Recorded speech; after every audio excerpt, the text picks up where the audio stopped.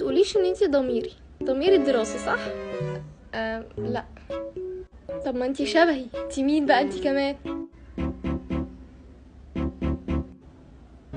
ما بتتكلميش؟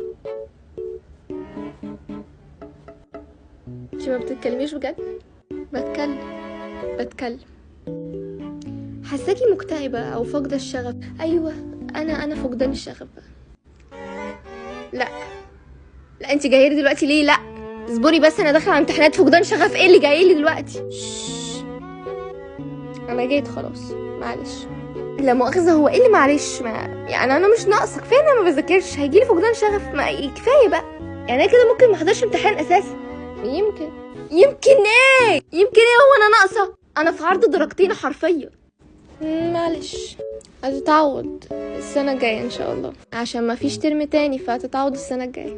صدقيني انا مش ناقصاكي، كفايه ان ضمير الدراسي جه وما حوقش معايا في اي حاجه. انت هتيجي تعملي ايه؟ مش عايزاكي تحوقي معايا بقى. انا اساسا فاقده الشغف من غير ما تيجي، بليز ارجوكي تعالي لي في الاجازه.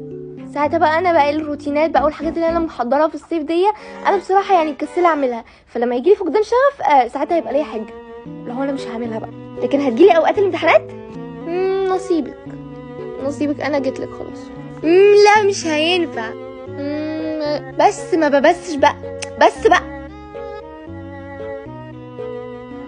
انا عايزه اعرف بس، هو انتي ليه؟ يعني انتي ليه فعلا؟ ايه الافاده منك؟ روتين حياتك ايه وانتي اصلا اسمك فاقد شغف؟ يعني ليه؟ معرفش، انا معرفش.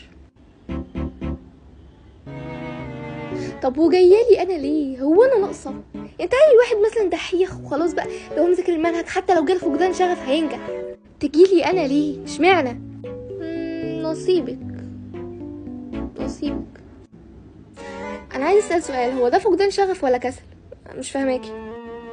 مش عارف، بس انا فقدان شغف، هو ده اللي انا متاكده منه يعني.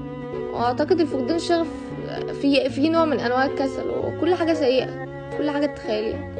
معاكي حق. بس ممكن تجيلي يعني كمان اسبوعين، كمان 3 اسابيع، حتى في اخر امتحانين، بس مش مهم.